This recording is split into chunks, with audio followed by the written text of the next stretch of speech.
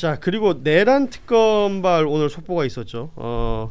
평양 무인기 침투 작전 관련해서 윤석열, 김용현, 그리고 이승호 전 합참 작전본부장입니다. 그리고 김용대 전 드론 작전사령관, 그리고 여인영 전 방첩사령관을 일반 이적 혐의 등으로 기소를 했습니다.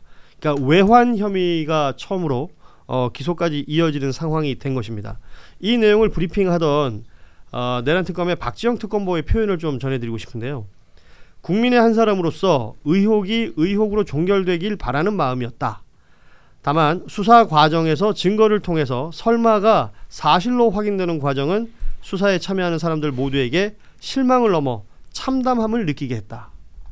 이게 외환건을 보자면 지금 저 사진을 좀 띄워드릴 텐데 박지영 특검보가 저렇게 마치 일타 강사처럼 브리핑을 했습니다. 어떤 내용들에 대한 브리핑이었냐면 여인형이 남긴 메모가 있다는 겁니다. 그 메모에 적혀 있는 내용들에 대한 해석과 설명을 하는데 뭐 국가보안 관련된 내용들은 뭐 저희가 전해드릴 수는 없는 내용이고 그것도 알려지지 않은 내용들도 있습니다만 그 내용에 좀 묘한 표현들이 많습니다. 불안정한 상황에서 단기간에 효과를 볼 수 있는 천재일우의 기회를 찾아 공격해야 한다. 전시 또는 경찰력으로 통제 불가 상황이 와야 한다. 체면이 손상되어 반드시 대응할 수밖에 없게끔 타겟팅해야 된다. 이런 얘기를 이게 대상이 북이라고 생각하고 한번 들어보십시오. 그럼 북이 어쩔 수 없이 무언가 도발을 하거나 행위를 할 수 있게끔 우리가 만들어가야 된다라는 취지의 내용들이거든요. 그리고 타겟팅 대상으로 평양 그리고 핵시설 2개소, 삼지연 등 우상화 본거지, 그리고 원산 외국인 관광지, 그리고 김정은의 휴양소 등등이 적혀 있다라는 거고요. 최종 상태는 저강도 드론 분쟁의 일상화라고 기재가 되어 있습니다. 이런 메모가 있었던 여인형의 메모고 이런 내용들을 근간으로 하여 지금 일반 이적죄 등 혐의로 기소를 한 거거든요. 네, 여인형 그 방첩사령관은 습관이 이제 모바일 폰 메모란에 이제 메모를 한 그걸 겁니다. 저게 아마. 그래서 아마 텍스트가 저렇게 나와 있는 것이겠죠. 네, 실제 그럴 거예요. 그런데 지금 공통점이 있잖아요. 장소들이 다 최고 존엄이 화낼 만한 장소들이잖아요. 바로바로 즉각 반응을 할. 그럼 옛날에 우리 북풍, 총풍 뭐 이렇게 할 때는 짜고 치는 구수업 성격이었다고 하면 물밑에서 어떤 협상을 통해서 뭐 북과 뭐를 하고 뭐 이런 거였다고 한다면 이건 진짜 도발이잖아요. 그렇죠. 그래서 전략적 인내라는 것을 북이 할 줄이야. 뭐 이런 이제 정말 저기서 최고 존엄 뭐 하면서 실제로 드론 보냈잖아요. 근데 제가 이제 마지막에 그 블랙요원 몇 가지를 공개드렸었지만 마지막에 온 거를 차마 말을 못했었어요. 뭐라고 했냐면 우리를 꼭 보호해 주세요. 보내면 안 되는 장소로 그때 그 말을 안 들었던 가담하는데 소극적으로 했던 사람들을 보내면 안 되는 데로 배치를 한다. 그럼 보내면 안 되는 데는 어디냐고요. 우크라이나 이런 데가 아니잖아요. 그래 말을 못 하고 있었는데 지금 나오는 걸 보니까 그렇게 했을지도 모르겠다라는 생각이 드네요. 참 이게 복잡한 생각이 듭니다. 그 박지영 특검보의 표현이 설마 했던 게 현실이 되는 모습이 좀 참담했다라는 거 아니에요. 네네. 이런 일이 가능하구나라는 생각도 들고요. 도대체 무엇을 위해서 이랬을까? 참 이게 그야말로 참담하다라는 생각이 듭니다. 이게 이제 추가 기소가 되는 구조잖아요. 그 내란 우두머리 혐의로 지금 재판받고 있는 것에 더해서 그러면 이렇게 되면 자연스럽게 그 구속 기간은 더 늘어나는 것이잖아요. 6개월 이상 뭐 6개월 이 사건만으로는 6개월 영장이 또 추가가 가능한 거고 또 이제 김건희 특검이나 이제 최상병 특검에서도 기소되는 혐의마다 또 6개월이 붙을 거기 때문에 사실 그 직위헌식 정말 해괴망측한 새로운 법리가 나오지 않는 이상 사실 윤석열의 탈옥은 불가하다고 생각하고 사실 일반 이적죄를 법조인들도 공부해보거나 판례를 서치해볼 수가 없는 게 그 사례가 많이 없어서 참 어려운데 저기서 일반 이적죄는 적을 이롭게 한 부분이 있어야 되는데 그 부분이 참 난제예요. 사실 정말 그 내용만 보더라도 천인공노할 얘기고 말도 안 되는 얘기인데 북한이 어떻게 이득이 되었느냐를 어떻게 입증할지가 참 궁금하긴 한데 법리적으로 이 부분은 특검이 이렇게 자신감 있게 나왔다는 거는 뭔가 이 논리를 만들어 왔다고 믿어 의심치 않아서 어떻게 저 난관을 헤쳐나갈지 저는 좀 궁금한 부분이 있습니다. 그렇군요. 저 그 12월 3일 전후로 해가지고 뭐 여러 가지 이야기들을 계속하는데 송미령 장관 있잖아요. 농림수산식품부 송미령 장관은 윤석열 정부 때도 장관이었고 이재명 정부에도 장관인 인물입니다. 한덕수 재판에 출석해서 이런 얘기를 합니다.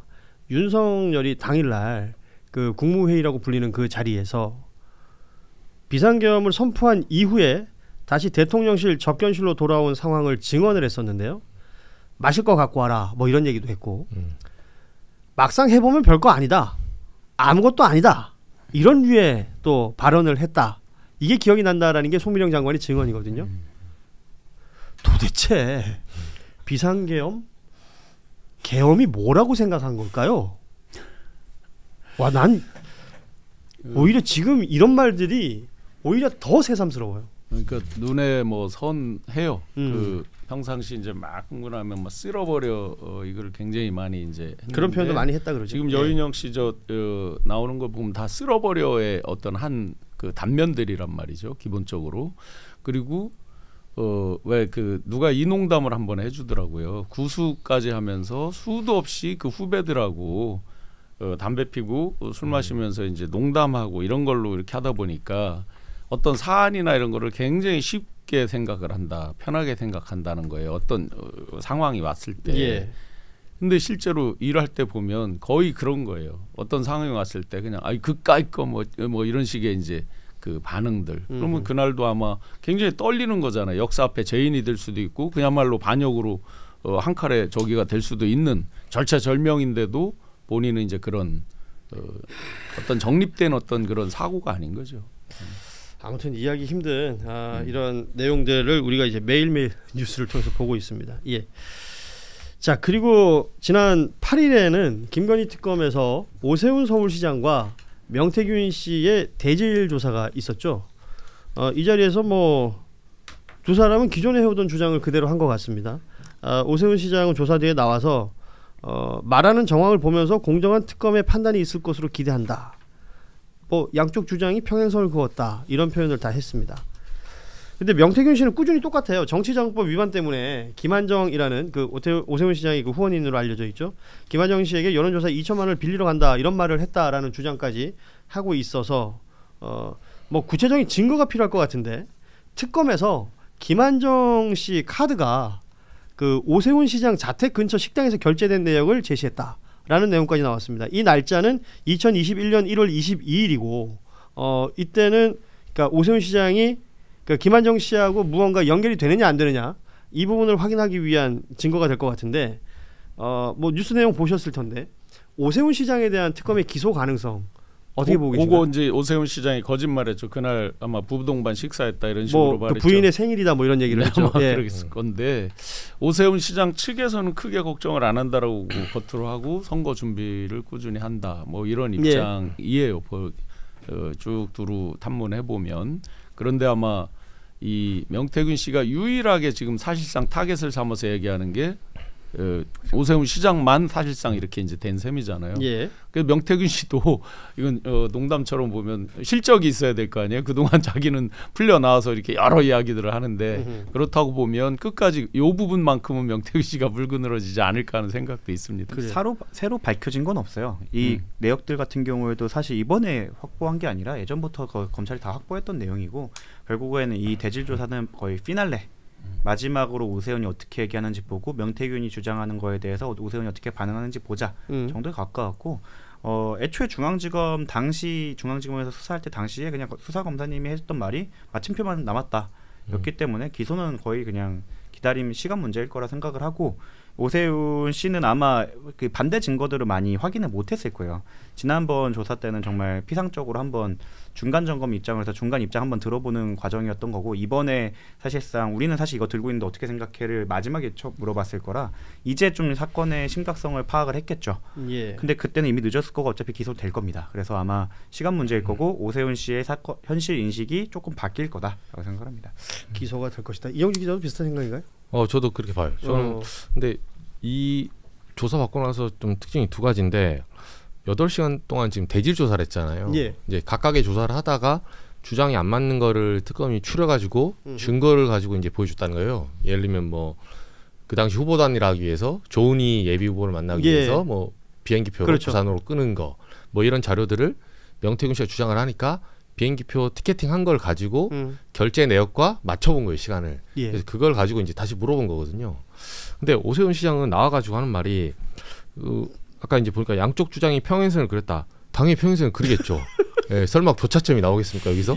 예, 근데 교차점이 만나주면 재밌을 텐데. 네, 그리고 말하는 정황을 보면서 정황이 아니라 증거를 제시했는데 예. 일단은 정황을 보면서 공정한 특검의 판단이 있을 것을 기대한다. 원래 이럴 때는 발언은 제가 봤을 때 오세훈 시장의 발언은 그러니까 약간 도배 벽지 같은 소리 하는 거예요. 하다만한 소리를 깔고 공정하게 해달라. 좀 봐주세요. 약간 이거고 명태균 시장이 구체적이에요. 오 시장은 증거가 나왔을 때만 입을 다문다. 뭐 이런 식의. 예. 굉장히 그 인신공격성 발언인데 발언에 딱 뼈가 있거든요. 왜 증거 나올 땐 조용히 하냐. 뭐는 뭐다. 이렇게 ABC 딱딱 찍어주거든요. 근데 오 시장은 두루뭉실하잖아요. 그래서 본인도 이번에 지난번에 추경호처럼 8시간 동안 적잖이 현타 입고 왔을 거예요. 그러니까 결국은 그 수사와 뭐 조사 이런 일련의 과정들을 거친 것이고 이게 재판을 가야 사실관계들이 또 명명백백히 밝혀질 내용들도 생긴다. 명태균 씨가 기존에 이제 보여줬던 모습들이 그 뭐랄까요? 그 일부분에 대한 허풍, 뻥 이런 것들은 있으나 뭔가 근거 없는 이야기들을 하는 것 같지는 않다라는 부분이 있죠. 그리고 특정 대상을 향해서 증거를 제시할 때는 꽤나 구체적인 내용들이 많습니다. 그렇죠. 거기에 대한 이 오세훈 시장의 대응이 뭔가 좀 헝하다 뭐 이런 느낌 있잖아요. 그게 수사를 받는 사람들의 어쩔 수 없는 입장이에요. 그쪽은 증거를 못 보고 있거든요. 예. 그러니까 그 고발하거나 공익제보라거나 자료를 제공하는 입장에서는 자료를 주고 검찰이 나중에 그 피의자한테 물어봐야 되기 때문에 자료를 같이 보여주면서 이거에 대해 오세훈이 이렇게 빠져나갈 수 있으니까 여기에 대해 진술 다 확실해달라.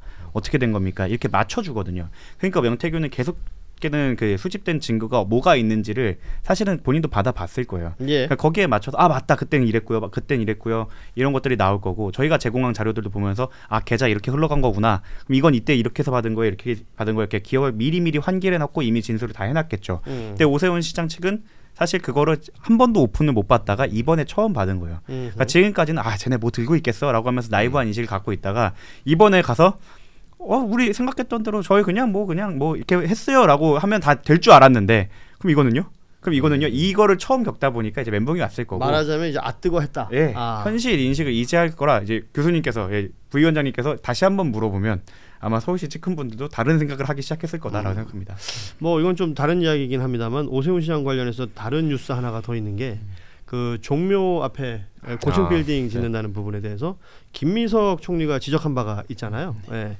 김민석 총리와의 공개 토론을 제안했다고 합니다. 예. 글쎄요. 그래서 제가 당내 전화 쫙 돌려보니까 지금 제일 웃고 있는 사람 나경원 의원. 잘됐다. 수사를 좀 빡세게 해달라. 네. 아니 그 당내 이제 분위기가 뭐 모든 뉴스마다의 그 반기는 사람과 그렇지 않은 사람들이 이렇게 달라서요. 그렇죠. 이 카드는 그래서 잘 보시면 국민의힘의 논평이 안 나와요. 네. 명태균 관련 논평 보셨어요 최근에? 없죠. 안 나오잖아요. 예. 네. 오세훈 약간 버리는 카드로 보고 이제 오세훈 시장도 최근에 무슨 강북 개발한다느니 이런 거 있잖아요. 예. 본인이 잠상대청 풀어가지고 그 계엄 도중에 사실상 우리나라가 아나키 상태였어요. 예. 근데 서울시장이 나서가지고 부동산에 지금 본인이 트리거로 불똥을 그때부터 불을 붙여놨거든요. 근데 사실 이유를 떠나서 그 설거지를 이재명 정부 하고 있는 거예요. 그때 불을 붙여가지고. 근데 유체이탈로 쏙 빠져가지고 내가 어디 개발하는 공급한다느니 한강버스 띄우고 지금 이렇게 약간 자극적인 행위를 하거든요. 본인이 이렇게 해야 내가 연임한다 이렇게 생각하는데 당에서는 생각이 달라요. 뭐 자기들만의 착각은 자유인데 누가 나가도 이기기 때문에 오세훈이 필요 없다. 네. 국민의힘은 그렇게 생각하고 있습니다. 누가 나가도 부동산 시장 우리가 이기기 때문에 누가 나와도 서울시장에 당선될 수 있다. 지금 그런 구도라서 오세훈 집에 가라. 그러니까 이게 중론이에요. 그럴 거면 대구시장 나오시려는 분들도 서울시장으로 나오시는 게 낫지 않을까. 예, 아무튼 이정주 기자의 이제 취재 내용이었습니다. 예. 관련한 뉴스들이 더 후속 보도들이 있으면 또 전해드릴 텐데 지금 나온 뉴스 짧게 하나 전해드리고 오늘 방송 정리하면 될 것 같습니다. 추경호 의원 체포동의안, 민주당에서 얘기하기로는 13일에 보고하고요 본회의에 또 27일 본회의에서 표결하는 걸로 야당과 합의가 됐다.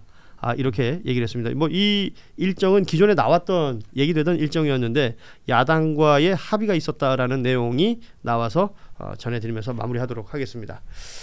자, 오늘 댓글창 보니까 이 항소 폭이 이 검찰에 관련해서 그러니까 언론을 탓하는 댓글도 많습니다. 네. 예, 언론의 기사나 언론의 내용을 탓하는 내용들도 많습니다. 그 내용들, 그 목소리들이 어떤 식으로든 계속 전파가 돼야 그게 언론에도 닿고요, 정치권에도 닿고, 검찰에도 닿고, 두루두루 닿습니다. 그러니까 뭔가 생각이 있으신 분들은 활발하게 소통해 주시기 바랍니다. 저희 댓글창에는 어떤 댓글도 좋습니다. 저희 댓글 안 지우잖아요. 다른 채널은 지우는데 제법 많습니다. 욕이 올라와도 안 지웁니다. 그래서 참 많은 욕을 먹고 있습니다. 네, 괜찮아요. 많이들 와서 소통해 주시고 의견 남겨주시면 고맙겠습니다. 자, 오늘 월요일 함께했던 뉴스다이브 이렇게 마무리하도록 하겠습니다. 우리 이정주 기자가 하는 질문하는 기자, 몇 시죠? 7시 30분입니다. 네. 근데 다 털었어요. 이제 저희 방송에서는 할 게 없어서 그냥 오시면 제가 돌아가는 당내 상황을 좀 더 취재해서 예. 재밌을 것 같은데 서울시장 얘기 좀 해주세요. 거기 국민의힘 얘기. 서울시장 할 게 많죠. 예.